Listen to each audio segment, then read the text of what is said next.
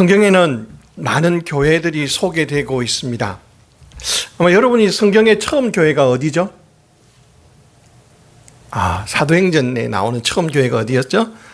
예루살렘 교회죠. 예. 예루살렘 교회도 참 좋은 교회였습니다. 근데 물론 사도 바울은 이 편지를 예루살렘 교회에 편지한 적이 없어요. 아마 그러면 예루살렘 교회에 편지한 게 있으면 아마 예루살렘서라는 게 하나 있어야 될 건데 그것이 없어요. 아마 이유는 예루살렘 교회는 사도 베드로가 또는 다른 사도들이 가르치고 교회를 지도하고 있었기 때문에 특별히 그런 일이 없었던 것 같아요. 근데 사도행전이 끝나고 나서부터 로마서를 시작으로 해서 이제 사도 바울이 교회들에게 편지를 쓰고 있어요. 편지를 보통 어떤 데는 한 번만 보내는 데도 있고 어떤 때는 두 번을 보내기도 합니다.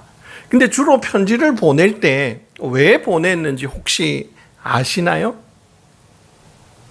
왜 보낼까요? 뭔가 문제가 있거나 고쳐야 될 것이 있을 때 편지를 보냈어요. 근데 대부분 편지를 보내고 나서 그들에게 직접적으로 이야기를 하거나 너희들 이거 잘못됐으니까 고쳐야 된다라는 말들을 많이 기록합니다. 근데 사도 바울이 이 데살로니가 교회에 편지를 보내면서는 그런 어떤 고쳐야 된다, 바꿔야 된다라는 말들을 많이 하지 않고 있어요. 여러분들이 읽으시지 않았는데 데살로니가서 1장을 읽어보면 사도 바울은 데살로니가 교회를 칭찬하는 교회입니다. 그 교회 안에는 그들에게 사랑이 있었고 믿음이 있었고 소망이 있었어요. 정말 하나님의 들은 말씀대로 살아가는 교회였어요. 사도 바울이 보여줬던 사랑의 본을 따라서 그들이 사랑하고 돌보는 교회였어요. 그들은 주님의 다시 오심을 기다리면서 그날 하루하루를 살아가고 믿음 안에서 살아가던 좋은 교회였어요. 여러분, 데살로니가 교회가 아주 편안하게 복음을 받아들인 교회가 아니에요. 고난을 받았어요. 어려움을 당했어요. 사도 바울이 처음 이 데살로니가에 갈 때 오늘 저와 여러분이 읽었던 데도 나오지만 빌립보에서 고난을 받고 나서 이제 감옥에서 나오잖아요. 그리고 나서 이동해서 갔던 도시가 데살로니가예요. 물론 앞에 두 도시는 어떤 일을 했는지에 대한 기록은 사도행전 17장에는 없어요. 근데 사도행전 17장에 가면 이 데살로니가에 가서는 복음을 전하는 거예요. 근데 바울이 복음을 전하니까 유대인들 중에 싫어하는 사람들이 뭐 하죠? 또 무리를 지어서 저 사람들이 우리가 알지 못하는 것을 가르치고 저 사람들이 가이사 황제를 대적하는 예수가 왕이라고 가르친다라고 하면서 분란을 일으켜서 누구를요? 바울을 잡으려고 합니다. 못 잡았지만 그래서 야손이라고 하는 회당장을 잡고 그를 때리고 감옥에 가둬요. 물론 야손은 나중에 보석금을 내고 나오긴 합니다. 근데 쉽지 않았다는 말이에요. 그래서 데살로니가전서 1장에서는 너희들이 많은 환난 가운데 복음을 받았다라고 말해요. 그렇게 했던 데살로니가 교회는 마게도냐와 아가야에 있는 모든 믿는 자들에게 본이 되는 교회가 됐다라고 표현합니다. 한번 보시죠. 데살로니가전서 1장 7절과 8절 두 절 말씀입니다. 같이 한번 읽겠습니다. 시작. 그러므로 너희가 마게도냐와 아가야에 있는 모든 믿는 자의 본이 되었느니라. 주의 말씀이 너희에게로부터 마게도냐와 아가야에만 들릴 뿐 아니라 하나님을 향하는 너희 믿음의 소문이 각처에 퍼졌으므로 우리는 아무 말도 할 것이 없노라. 아멘. 그럼 한 번 더 여쭤보죠. 데살로니가 교회가 몇백 명이 모이는 교회가 됐을까요? 아니, 예루살렘 교회처럼 한 번에 사도 바울이 나가 설교했으니까 한 3천 명이 돌아오고 그러던 교회는 아니라는 거예요. 고난 중에 있는 교회였고 힘든 중에 있는 교회였어요. 어쩌면 그 고난 때문에 직장을 잃었던 사람도 있을 거예요. 어쩌면 그 고난 가운데는 가족으로부터 쫓겨남을 당했던 사람도 있을 수 있어요. 어떤 사람은 종인데 예수 믿은 것 때문에 주인으로부터 두들겨 맞았을 수도 있어요. 그런데 그들에게 가지고 있는 그들의 믿음은 다른 지역의 본이 되는 정말 멋진 교회가 되어졌어요. 그러면 한번 여쭤보죠. 데살로니가 교회가 이렇게 멋진 교회가 될 수 있었던 이유가 뭘까요? 데살로니가 교회가, 제가 멋지단 말은 건물이 멋진 교회 아니에요. 그때 교회 건물이 거의 없었어요. 그냥 예수 믿는 사람들끼리 집이 있으면 그 집에 모여서 뭐 하고요? 예배 드리는 거예요. 그게 교회였지, 멋진 교회라는 표현을 뭐 건물이 크고 많은 사람이 모였다의 개념이 아니라 정말 바르게 예수 믿는 사람들이 있었다는 뜻이에요. 그들은 들었던 말씀이 하나님의 말씀이면 목숨을 걸고 그 말씀이 이루어지고 그 말씀대로 살아가는 거예요. 그게 멋진 그리스도인이에요. 그게 멋진 교회예요. 그러면 이렇게 될 수 있었던 게 뭘까요? 사도 바울이, 좋은 교사인 사도 바울이 있었기 때문이다. 근데 데살로니가 사도행전 17장을 읽어보면 데살로니가에서 사도 바울은 새 안식일 동안밖에 못 가르쳤어요. 새 안식일이면 지금으로 하면 3주예요. 아무리 긴 시간을 잡는다 하더라도 한 25일 정도, 그 안식일 되기 전에 뭐 화요일쯤에 들어가서 첫 안식일, 둘째 안식일 이렇게 간다 하더라도 뭐 25일, 많으면 한 7일쯤 될 수 있는 그 정도 기간밖에 안 돼요. 근데 그들이 달라지고 그들이 변화되어졌어요. 그들이 달라졌다고요. 전에는 우상을 섬기던 그들이 하나님께로 돌아왔고, 돌아오는 것 정도가 아니고 돌아와서 어떻게 해요? 하나님이 기뻐하는 삶을 그 땅 가운데서, 고난 가운데서 살아가더라는 거예요. 그게 일어날 수 있었던 이유가 있다라는 거죠. 그럼 오늘 저와 여러분이, 오늘 특별히 교사 부흥회를 하는데, 교사 되신 여러분들이, 아니 저는 이 교사라고 임명받은 분만이 아니고 장로님부터 해서 모든 분이 다 교사여야 돼요. 왜냐하면 다음 세대를 세우고 일으켜 놔야 되기 때문이에요. 그 일의 책임이 우리에게 있는 거예요. 저는 상계평화교회가 다른 사람들, 교회 건물이 멋있더라, 그건 별로, 건물 더 좋은 거 한참 많아요. 안 그래요? 솔직하게 한국의 교회 건물 좋다 그러는데 유럽에 가서 유럽에 있는 교회들만큼 좋아요? 얼마 전에 파리에서 불타서 그게 무너진, 그게 곱추가 나오는 종치는 그 교회였던 노틀담 교회 성당이 무너졌잖아요. 그것만큼 좋았겠어요? 안 좋아요. 솔직히 지금 한국 교회 한 100년 지난 후에 관광지가 될 만한 교회 있을까요? 없어요. 그건 좋은 교회, 건물 좋은 거 아니에요. 근데 사람들은 자꾸 그걸 보는 거예요. 근데 저는 상계 평강교회가 최소한 사람들에게 들려지기를, 이야, 그 교회는 진짜 말씀대로 사는 성도들이 있더라. 진짜 말씀을 따라가고 그 교회는 사랑이 넘치더라. 근데 그게 어른들만이 아니고 누구도요? 애들도 그렇더라. 청년들 보니까 더 그렇더라. 막 이런 이야기가 들려와야 돼요. 그렇게 하려면 이제 우리가 바울이 했던 부분들을 배우면 돼요. 바울이 어떻게 그렇게 했고 바꾸었는지를 본다면 우리도 따라하면 되는 거예요. 자, 그러면 한번 우리가 살펴보기를 원합니다. 마게도냐 교회가 정말 멋있는, 이 데살로니가 교회가 멋있는 교회가 되어졌는데, 우리 평강교회가 되기를, 그렇게 되기를 원한다면 사도 바울처럼 하면 돼요. 자, 어떤 분이 그러니까 그래요.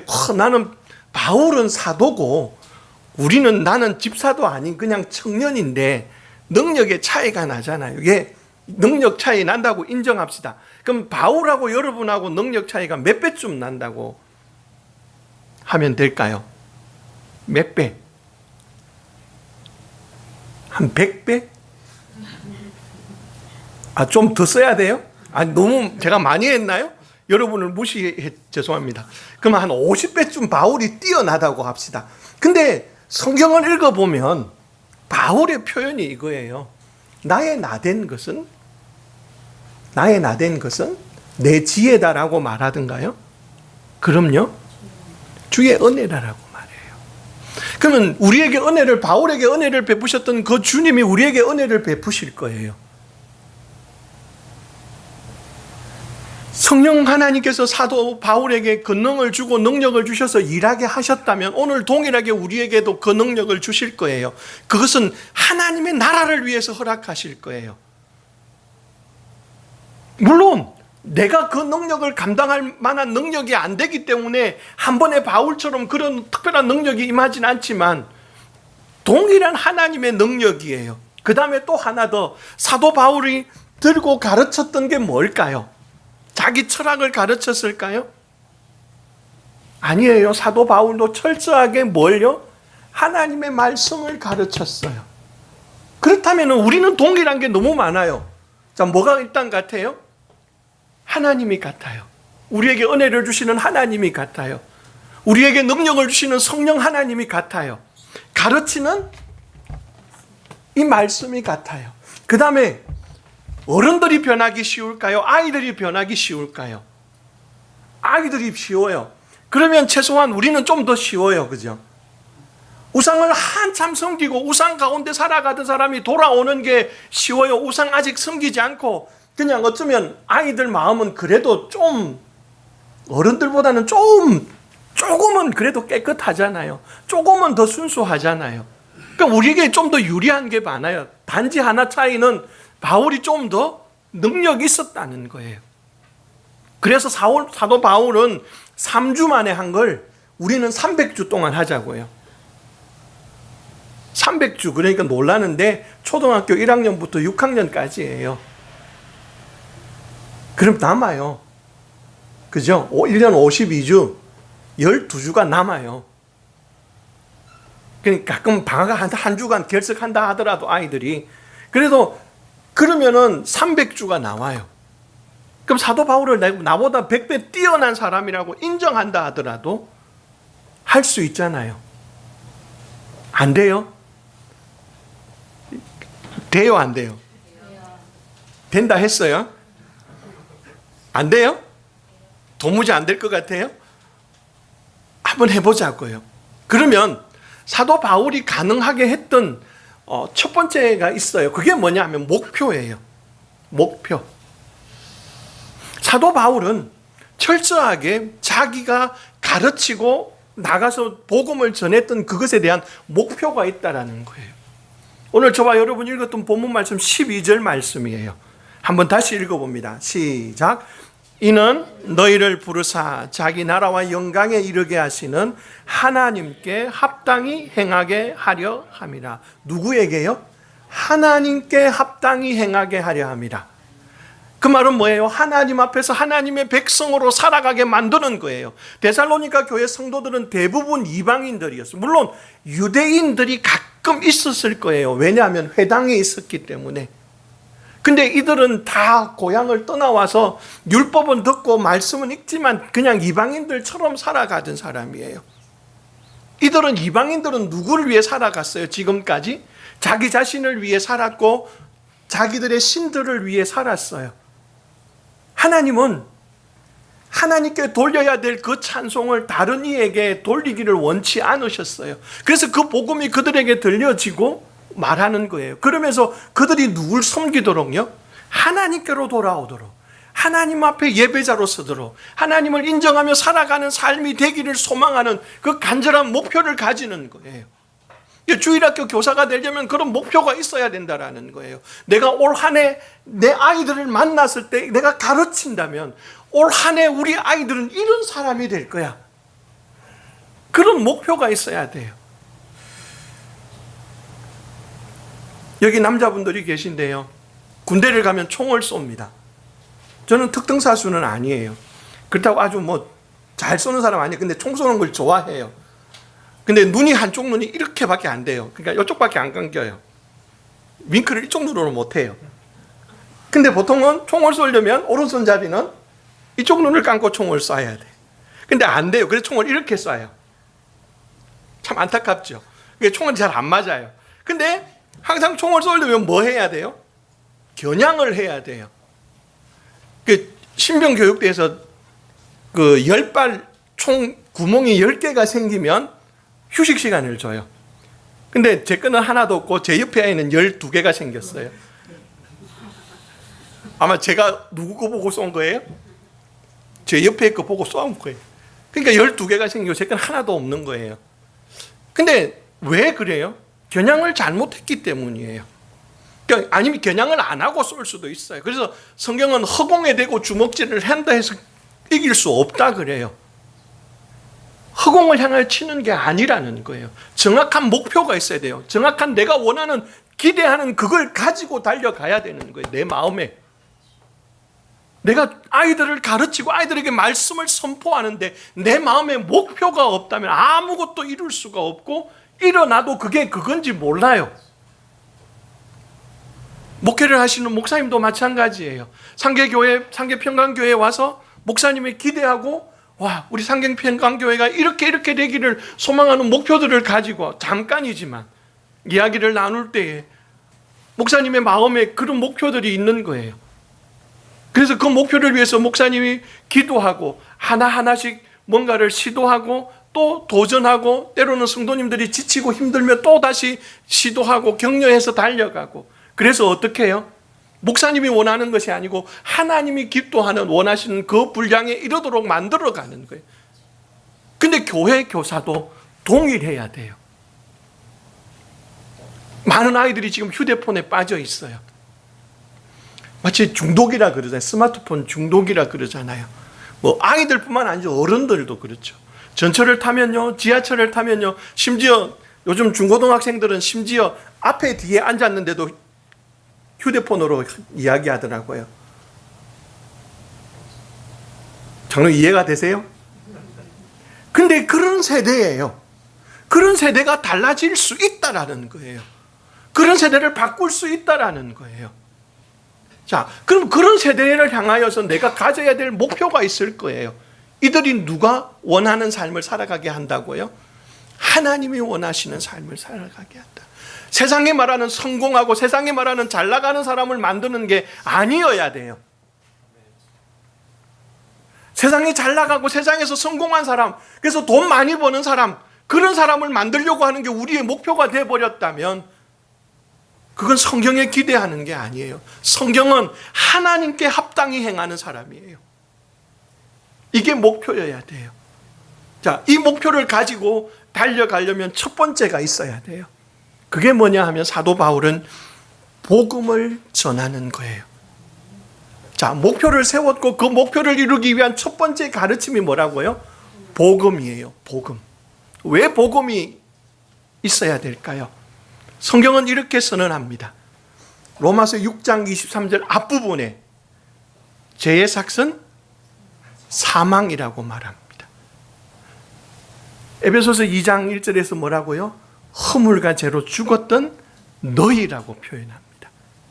이것은 창세기 3장에서 하나님께서 먹지 말라고 했던 선악과를 먹은 인생에게 주어진 형벌이에요. 그게 뭐예요? 정령 죽으리라. 이 죽음은 육체적인 죽음도 되고 이 죽음은 하나님과의 영적인 단절을 말하는 거예요. 그리고 그 아담 이후 태어나는 모든 사람들은 다 무엇을 가지고 태어났다고요? 죄를 가지고 태어났어요. 그리고 그들은 죄를 가지고 태어났기 때문에 뭐예요? 죄인이에요. 그리고 성경은 그 죄인이 받는 것은 사망이라고 말합니다. 인정하시나요? 문 애들이 죄가 있다고. 저도 애들을 둘 제가 젖먹이지 않았지만 애들을 키웠어요. 근데 저희 집은 아니에요. 저희 아내는 젖을 먹였지만 젖이 충분히 잘 나와서 저희 애들은 저희 아내를 깨문 적이 없대요. 근데 젖이 조금 나오고 그러면 애들이 뭐 한다고요? 깨물어요. 왜 깨물까요? 더 나오게 하려고. 근데 그건 누가 가르쳐 줬죠? 아니, 형들이 아마 가르쳐 줬을 거 아니에요. 우리 엄마는 유선이 작아서, 모유가 조금밖에 안 나와. 조금 나올 때 깨물어야 돼. 그러면 너에게 다른 거라도 먹일 거야. 막 이렇게 가르쳐 줬잖아요. 아무도 가르쳐 주지 않아요. 그런데 아이들은요, 자기가 원하는 것이 이루어지지 않으면 그렇게 행동해요. 때를 쓰고요. 그런 삶을 살아가요. 아이들에게 거짓말하는 거 가르치지 않았는데도 지가 뭔가 잘못했다고 딱 느껴지면은 숨기려고 하고 그렇게 하는 모습들이 그 속에 있어요. 그게 뭐예요? 죄의 본성을 가지고 있기 때문이에요. 그러면 이들은 살아야 돼요. 성경은 이들을 향하여서 죽었다라고 말하는 거예요. 여러분이 귀엽다고 예쁘다고 그러면서 만나고 있는 그 아이가 죽어 있다고요. 근데 이 아이를 살릴 수 있는 게 하나 있어요. 그게 바로 예수 그리스도예요. 이게 복음이라고요. 이 복음을 전해야 된다고요. 이 아이가 알아들을 수 있도록, 이 아이가 이해할 수 있도록 복음이 전해져야만 이 아이가 살아나요. 제가 조수환 목사님하고 초등학교, 옛날에는 국민학교였는데요, 경상남도 고성군 영호면에 있는 영호국민학교를 다녔어요. 아마 만난 데가 3학년 때 같아요. 저희 집은 목사님이 교회에 있었던 그 교회보다 훨씬 더 촌동네였어요. 그러니까 저희 동네는 더 많이 올라갔어요. 그래서 지나가는 길에 목사님을 만났는데요, 저희 아버지는 그 봄 지금이 되면, 지금보다 좀 더 일찍이죠, 산에 올라가서 제 팔뚝, 지금의 제 팔뚝보다 좀 굵은 나무들을 해가지고 이 길이가 한 1.5m 정도 되도록 가져와요. 그리고는 도끼를 가지고 밑을 날카롭게 해서 밭 가장자리에 쭉 박아요. 그리고 뭐 만들어요? 울타리를 만들어요. 이렇게 두껍다고요. 그때 당시로서는, 제가 어렸을 때로서는 손으로 탁 쥐면 두 손으로 가득히 잡힐 만큼, 그래서 가끔은 이걸로 야구방망이 만들면 좋겠다 이렇게 생각할 만큼의 나무들이었어요. 근데 그 나무들을요, 갖다가 말뚝을 이렇게 해서 박아 놓으면, 울타리를 만들어 놓고 5월달, 6월달이 되면 어떤 것들은 거기서 잎이 거꾸로 나요. 잎이 나요. 자, 근데 그게 가을이 되고 겨울이 되면 어떻게 될까요? 무럭무럭 자라나가지고 막 큰 나무가 되죠. 안 돼요. 이유가 뭘까요? 뭐라고요? 선생님? 뿌리가 없어요. 예, 뿌리가 없어요. 뿌리가 없다는 말은 뭐가 없다는 거예요? 생명이 없다는 거예요. 생명이 없는 건 썩어요. 그게 밭 가장자리에 있으면서 아버지가 뿌리는 뭘 먹었어요? 비료도 먹었어요. 아버지가 가끔 지게에 지고 갔던 똥장군에서 줬던 그 거름도 먹었어요.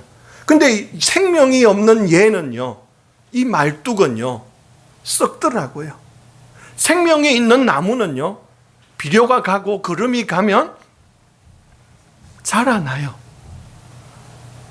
키가 커요.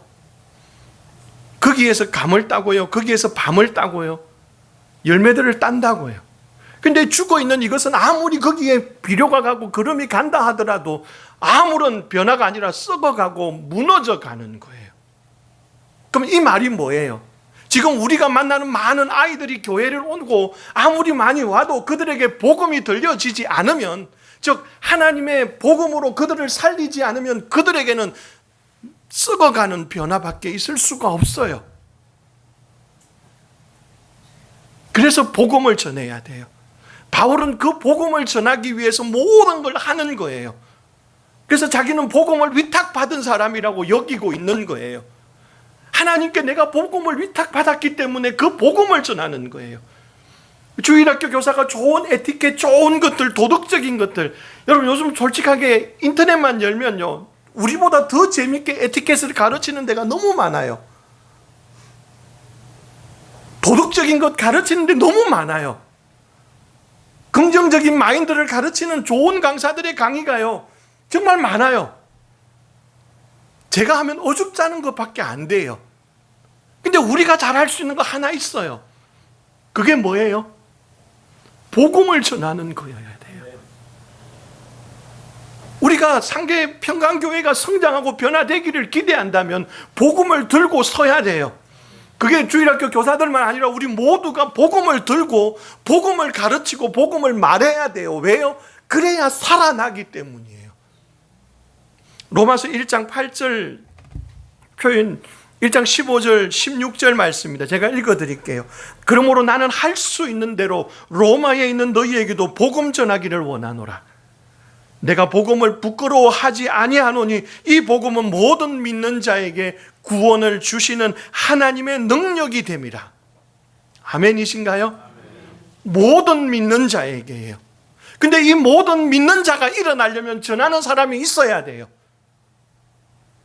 전해야만 듣잖아요. 그 전하는 사람이 누가 해야 되죠? 저요? 예, 저는 저희 동네 사고요. 누가 해야 되죠? 여기 동네는요? 예. 장로님 말씀 우리가 해야 돼요. 우리가 해야 돼요. 그 일이 되어질 때에 변화가 일어나고 달라져요. 복음 없이 어떤 일들을 일어날 거라는 기대를 하지 마십시오.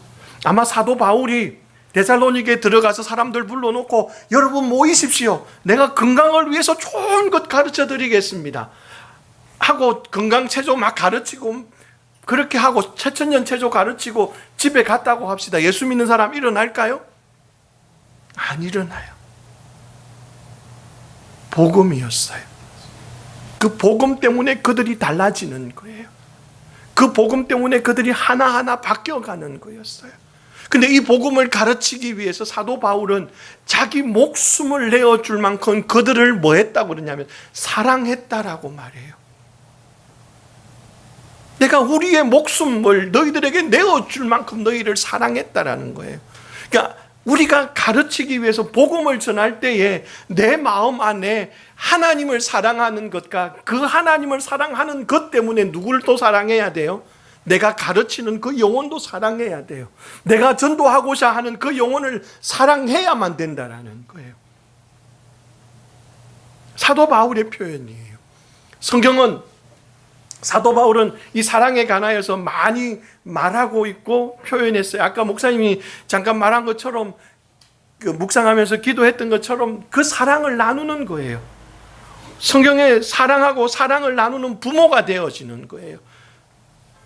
부모가 되었다는 표현을 사도 바울은 7절에는 이렇게 표현합니다. 유순한 자가 되어 유모가 자기 자녀를 기름같이 했다. 유모는 원래 뭐 하는 사람이에요? 다른 집에 애 키우는 사람이잖아요. 저에게는 유모가 없었어요. 저희 엄마가 저를 키웠어요. 근데 유모라는 말은 엄마가 키울 수 없거나 돌볼 수 없는 뭐 건강이 안 좋아서 그럴 때 대신 키워주는 사람이에요. 근데 그 유모가 자기 자녀를 어떻게 키울까요?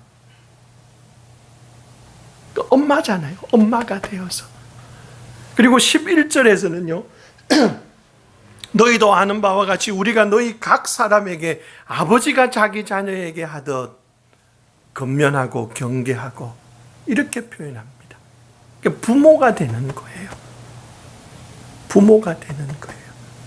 부모가 되어서 그들을 가르치고 그들을 돌보는 거예요. 목사님이 묵상기도 하면서 했던 고린도전서 4장 15절에 그리스도 안에 일만 서성이 있어되 아버지는 많지 아니하다라고 말해요. 여러분이 아버지가 되어줘야 돼요. 아버지가 되는 거, 부모가 되는 거예요. 근데 부모가 되는 방법이 뭐예요? 복음으로 낳는 거라 그랬어요. 복음으로 사람을 낳는 거예요. 그래서 사도 바울은 그런 표현을 하죠. 내가 해산의 수고를 다시 한다라는 표현들을 합니다. 그 해산의 수고를 왜 다시 해요? 복음을 듣고 예수 믿고 거듭났다고 생각하고 있는데 그들이 또 이상하게 잘못된 행동, 다른 삶을 살아가니까 그들을 고치고 바르게 해서 다시 하나님께로 돌아오게 하고 그런 삶을 살아가도록 하려고 다시 수고하고 애쓸 때에 내가 그 해산의 수고를 다시 한다라고 표현해요. 하나님께서 오늘 저와 여러분에게, 특별히 교사된 여러분들에게 이 사랑과 부모의 마음을 가지기를 원하고 계세요. 하나 예를 드리죠. 제가 인도네시아 선교사로 나가기 전에 경북 구미에서 사역을 했습니다. 어린이 전도회 사역을 했어요. 저희 사무실이 있는 데는 그 저희 사무실 뒤쪽으로 한 100m 정도 가면 중학교가 있어요. 요즘 중학생들 덩치가 좀 좋죠. 근데 하루는 이렇게 나갔다가 들어오는데 차를 주차를 하려고 저희 사무실 앞에 바로 주차가 유료 주차장으로 바뀌어져서 못해서 뒤로 가서 이제 이면도로에 주차를 하러 가는데 저쪽 편에 덩치 큰 중학생들이 여러 명 모여가지고 담배를 피고 있는 거예요. 그럼 제가 목사예요. 제가 특별히 또 어린이 사역자예요. 제가 그 모습을 보고 제가 어떻게 해야 될까요? 장로님 어떻게 해야 되죠? 권면해야 되죠. 예. 근데 순간 제 속에서 저 자식들이 하는 그것도 탁 튀어오면서 제 속에 또 하나가 뭐냐면 이놈들에게 그랬다가는 괜히 나한테 아니면 차에다가 해코지하면 어떡하지? 이 두 개가 동시에 탁 떠오르는 거예요. 그래서 제가 어떻게 했을까요? 그냥 클락션 2번만 빵빵 누르고 싹 지나가 버렸어요. 그리고 걔들 멀리 떨어진 데 차 주차하고 돌아왔다는 거예요. 그때는 제 아들이 초등학생이었어요. 만약이에요. 그때 당시에 제 아들이 거기서 담배 피고 있었다면 제가 빵빵 그리고 갔을까요? 아니면 내려가서 멱살을 끌고 이놈의 자식아 내가 그렇게 가르쳤냐고 쥐어 박았을까요? 어떻게 했을 것 같아요? 제 아들이 있었다면. 물론 지금 제 아들 대학생이라도 담배 안 피고 있어요. 만약에 그랬다면 제가 어떻게 해요? 아버지 됐을 때는 내려갔을 거예요. 뭐 차가 밀려가더라도 사이드 땡기고 가겠지만 밀려가더라도 가가지고는 그 녀석부터 잡고 올 거예요. 그게 뭐예요? 아버지고 부모예요. 애가 아프고 애가 힘들어할 때 엄마들은 어떻게 하는가요? 잘 자죠. 그냥 막 퍼질러 자잖아요. 막 절대로 그런 엄마들은 절대로는 아니죠. 이제 요즘 보니까 절대로는 아닌 것 같은데 많은 엄마들이나 아버지는 그렇게 안 돼요. 근데 그 지금 우리가 가르치는 이 아이들이 내 아이라고 생각하고 정말 내 아이를 내가 품고 가르친다고 생각하고 그 사랑으로 그들에게 내 목숨을 줄 만큼 사랑으로 가르친다면 그들이 안 변하는 것 자체가 이상하지 않을까요? 하나님의 말씀을 사랑을 담아서 부모처럼 가르쳐 줄 때 그들은 달라지고 변화될 거예요. 그들은 하나님이 원하는 삶의 모습으로 일어날 거예요. 그러면서 사도 바울이 또 했던 게 있어요. 그게 뭐냐 하면 본을 보여주는 거였어요. 오늘 저와 여러분이 읽었던 말씀 속에도 이렇게 기록합니다. 10절 말씀에 우리가 너희 믿는 자들을 향하여 어떻게 거룩하고 옳고 흠없이 행하였는지에 대하여 너희가 증인이다라고 말합니다. 본을 보여주는 거예요. 좋은 본을 보여주고 좋은 본을 따라 살아오게 하는 거예요. 저도 교회 목회를 직접 하지 않았기 때문에 뭐 상세한 건 모르지만 그래도 목사가 된 지 20년이 다 돼 가거든요. 물론 그 이전까지 하면은 저도 한 25년 이상은 교회에서 사역자로서 삶을 살았어요. 어린이 전도회 사역도 했지만요. 근데 그 사이사이를 보면서 어떤 교회는요, 몇 대를 싸우는 교회는 늘 싸우는 거예요. 그러니까 아버지 세대가 싸우고 막 했던 교회는 또 그 아버지 세대가 나이가 많이 들고 나면 아들 세대들이 교회에 중요한 위치를 차지하면 또 싸워요. 그래서 그렇게 3대, 4대를 흘러가는 거예요. 왜 그럴까요? 본 것 때문에 그런 거예요. 알려준 것 때문에 그렇다고요. 아무리 잘 가르쳐도 본 것을 가는 거예요. 유치원 선생님, 여자 선생님이 남자는 씩씩해야 돼 하고 가르쳐 줬는데 여자 선생님이 씩씩하게 걸어 안 다니죠. 그럼 아이들은 어떻게 걸어 다녀요? 남자 아이들이 씩씩하게 걸어 다녀요? 선생님처럼 걸어요. 어떤 집사님 한 분이 아이 한 명을, 자기 아이를 유치원에 보낸 성당에서 하는 성모 유치원인가요? 거기를 보내기 위해서 새벽부터 줄 서서 보냈대요. 그래 와가지고 자랑을 하시는 거예요. 저희 아이 새벽 거기 보내려고 줄 서서 보냈다고. 근데 2달인가 지나서요. 큰일 났대요. 뭐가 큰일 났을 것 같은가요? 이 아이한테 기도하자 그러기만 하면 얘가 뭐 할까요? 어떻게 아세요? 기도하자 그러기만 하면 성호를 걷는데요. 천주교에서 하는. 그래 아빠가 뭐라 그럴까요? 아니야 그렇게 하지 마. 그래도 기도하자 그러면 어떻게 한다고요? 성호를 걷고요. 저희 집 아이는 기도하자 그러면 그때 뭐 했냐면 저희 아이가 어렸을 때 3살 때 저희 딸아이가 3살 때 막 제가 이제 구미지혜를 시작할 때였는데요. 저희들이 구미지혜를 시작하고 힘들고 어려워서 이제 저녁에 주로 이제 심야 기도하는 교회가 매일 하는 데가 있어서 같이 가서 기도하는데 이제 목사님 말씀 듣고 찬양 틀어놓으면 각자 흩어져서 기도 자리를 잡잖아요. 저희 딸아이가 엄마를 따라가는 거예요.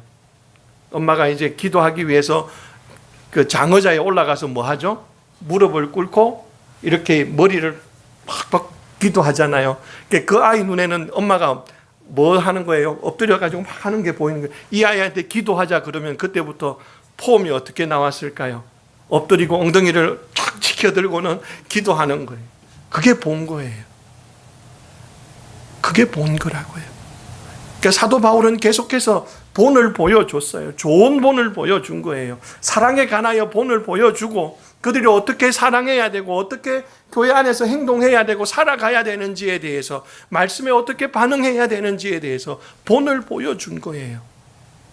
그 본을 본 데살로니가 교회는 다른 사람들에게 본이 되어졌다라는 거예요.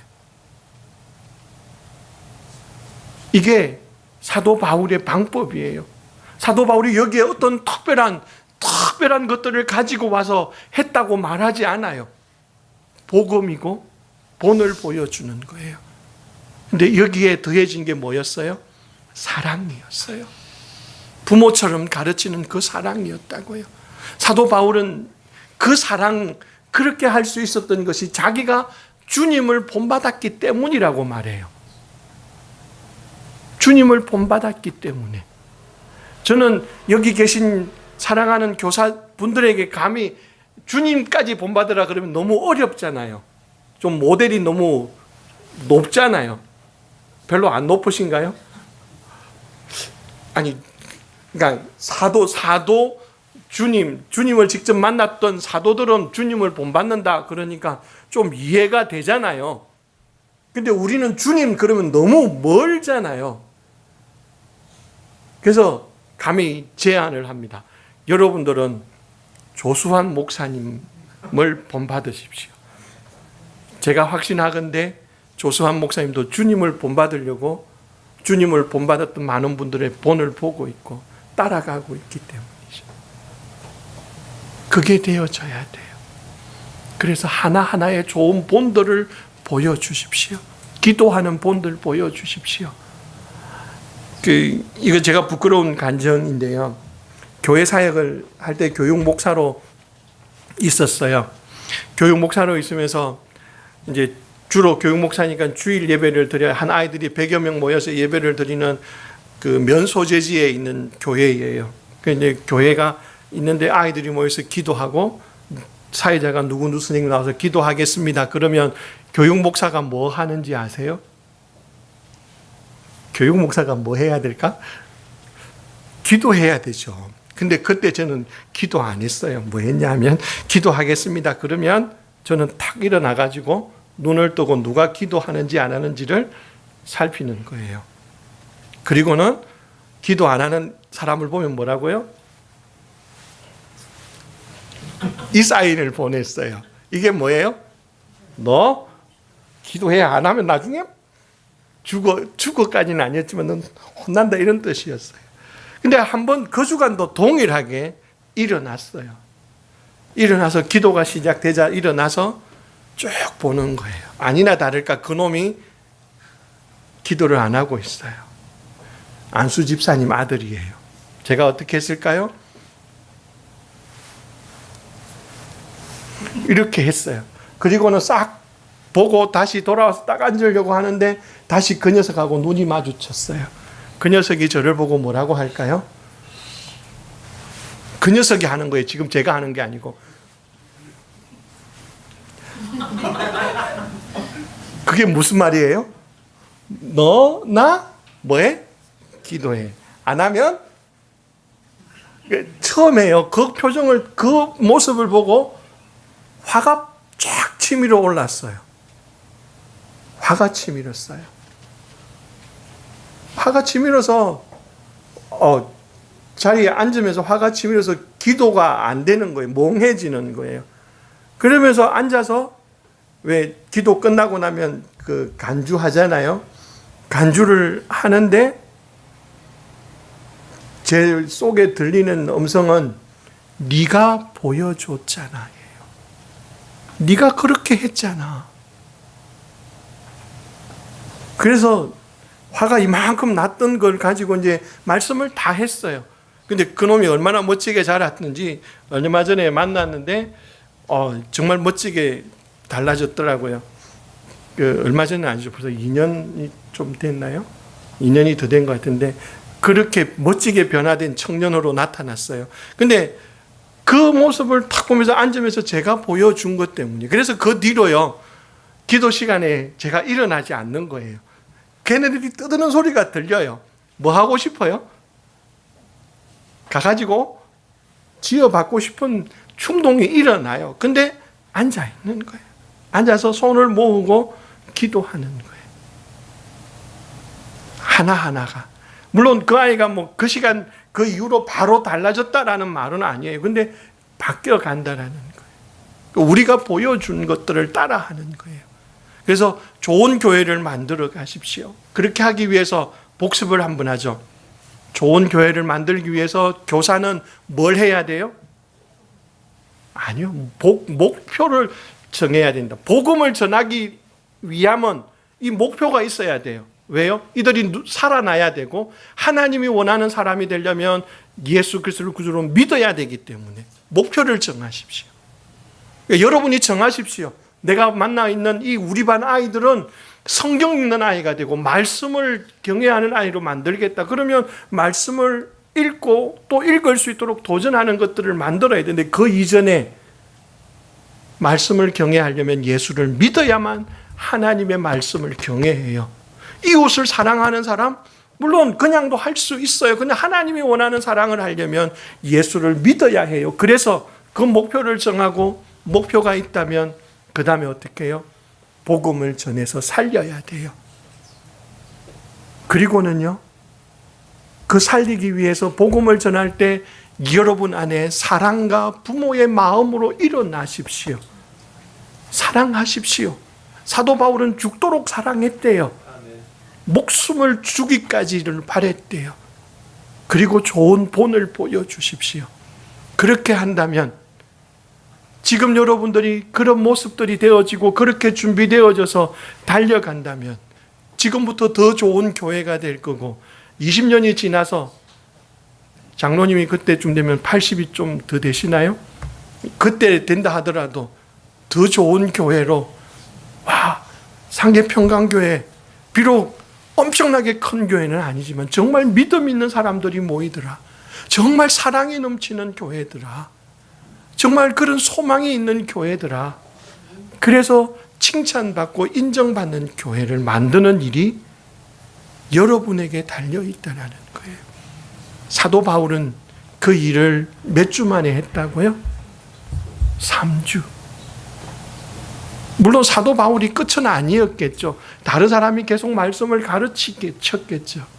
근데 중요한 건 사도 바울은 3주밖에 못했어요. 그런데 되어졌다고요. 그러면 우리도 이제는 가능하다라는 거예요. 우리에게 주어져 있는 1년 52주, 그 중에 벌써 4월달이 지나갔고 남아있는 주간들이 남았어요. 그죠? 약 34주가 남았어요. 아직 사도 바울의 몇 배가 남아있는 거예요. 10배 이상이 남아있어요. 올 한 해만 한다 하더라도. 그럼 가능성이 있잖아요. 한번 해보시겠습니까? 여러분의 교회, 여러분의 주일학교가 이 상계동에서 소문나는 교회, 믿음의 소문나는 교회, 사랑의 소문나는 교회, 주일학교를 만들어가고 세워가는 그런 여러분들이 되시기를 기도합니다. 기도하겠습니다.